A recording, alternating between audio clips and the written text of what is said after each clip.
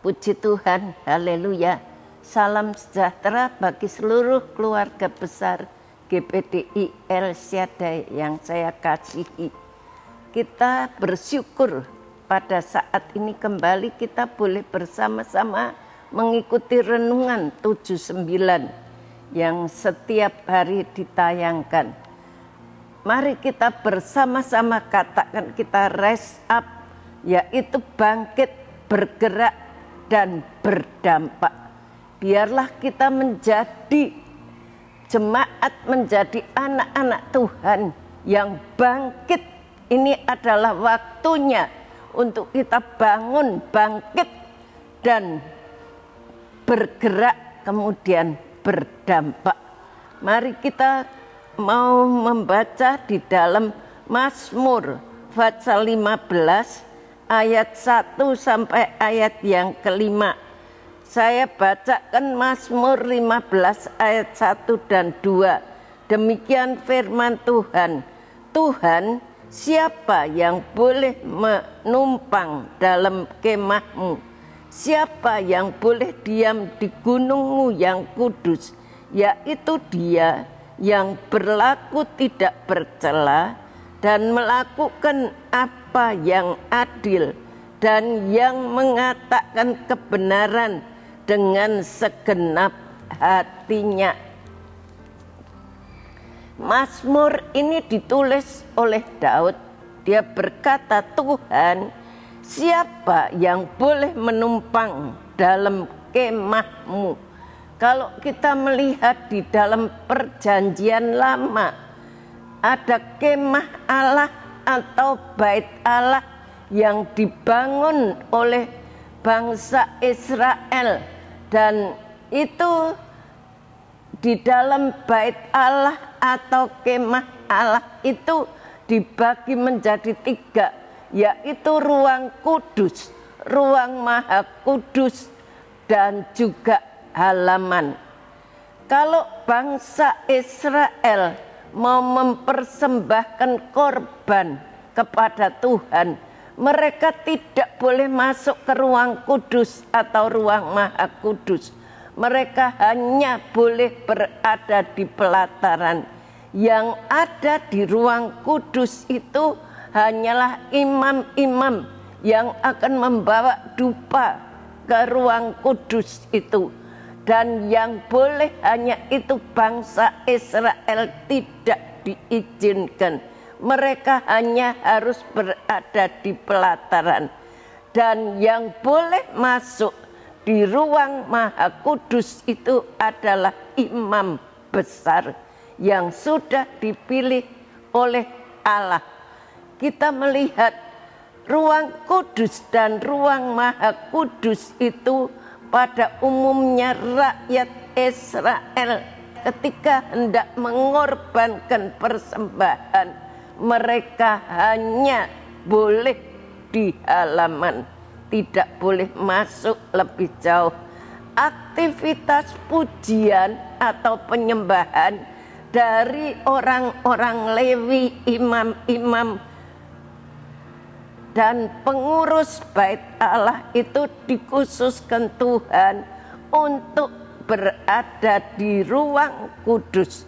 Dan ruang maha kudus itu hanya imam besar yang boleh masuk ke dalamnya.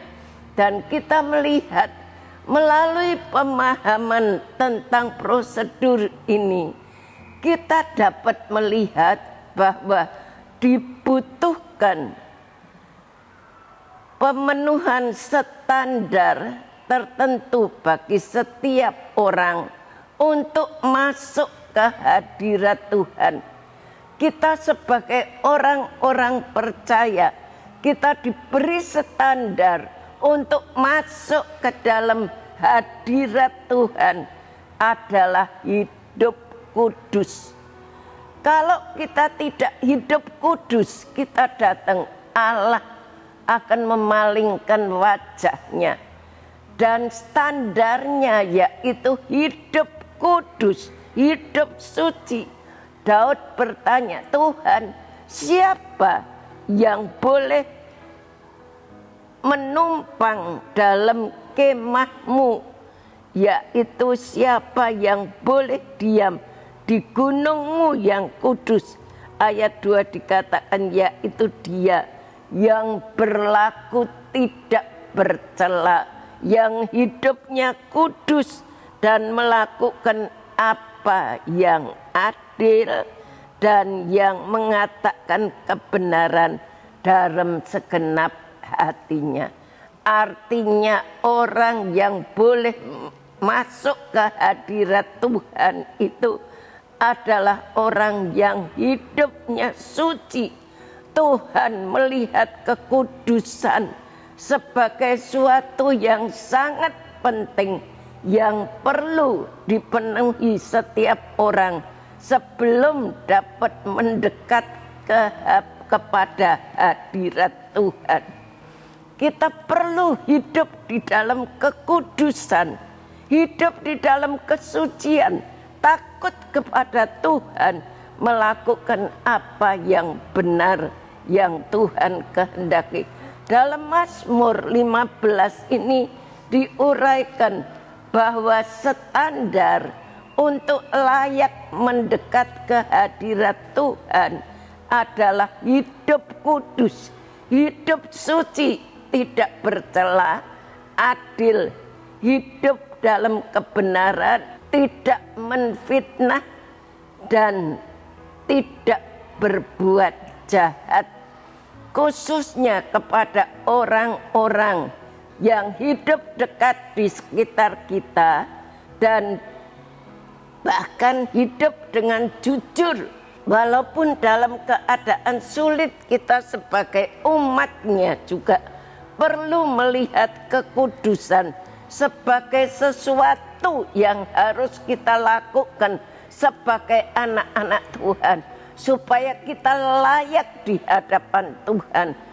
Walaupun seharian kita datang kepada Tuhan, tapi kalau tidak ada kesucian dalam hidup ini, kita masih melakukan segala dosa yang menjadi kebencian Allah.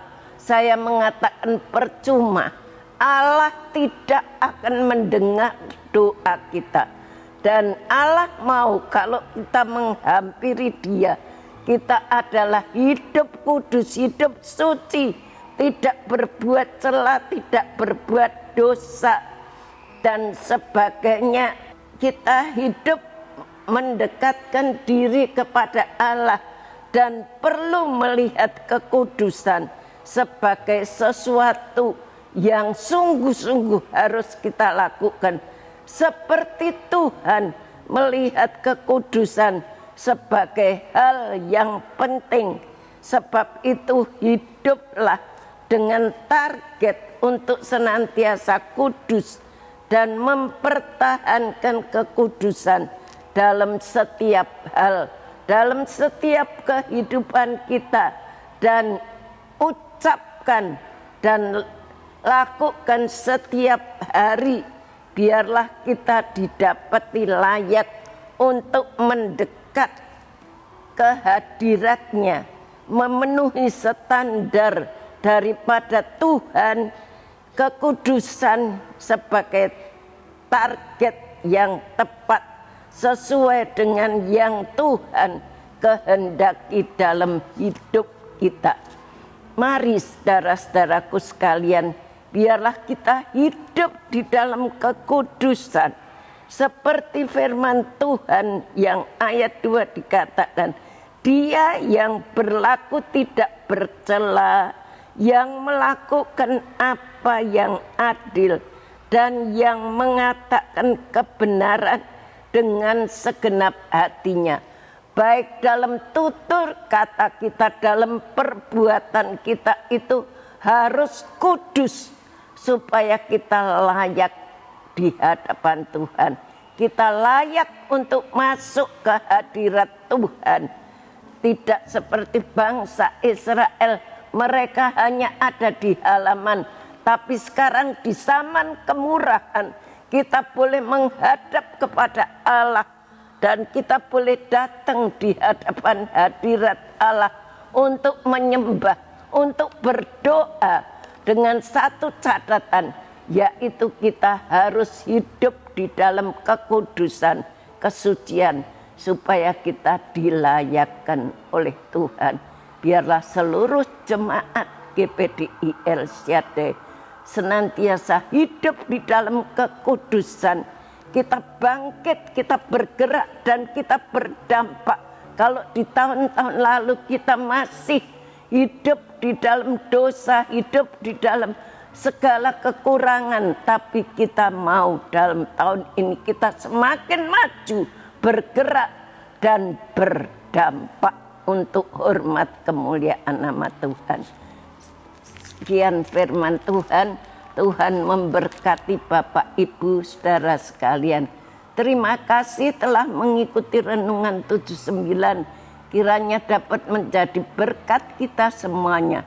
Bapak Ibu saudara yang ingin didoakan untuk pokok doa tertentu, menceritakan kesaksian dan mujizat kesembuhan, pemulihan, masalah keluarga dan lain-lain, dapat disalurkan melalui cas WhatsApp di nomor 08 1327420088. Mari kita berdoa kepada Tuhan.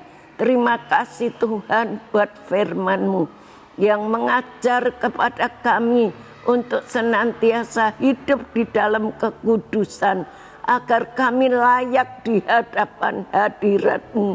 Tuhan, berikan kepada kami keluarga besar GPDI El Shaddai untuk terus hidup di dalam kekudusan, sehingga kami boleh berkenan di hadapan hadirat-Mu. Dengan kekuatan kami sendiri kami tidak mampu, tapi kami yakin Tuhan Allah Roh Kudus akan bekerja memberikan kekuatan kepada kami. Terima kasih ya Tuhan, terima kasih memberkati Ibu Gembala kami Tuhan. Engkau tilik lawati kesetiaan beliau. Apa yang sudah beliau lakukan untuk keluarga besar GPDI El Shaddai, Tuhan Engkau tambahkan hikmat, singkapkan setiap rahasia firman-Mu. Tidak ada satupun yang tersembunyi. Boleh dinyatakan kepada keluarga GPDI El Shaddai, supaya keluarga GPDI El Shaddai ini benar-benar menjadi jemaat, menjadi umat-Mu yang berkenan kepadamu, yang berdampak ya Tuhan. Terima kasih, kami bersyukur kepadamu. Memberkati multimedia yang dengan setia melayani kami. Berkati, balas mereka dengan limpah-limpah. Terima kasih.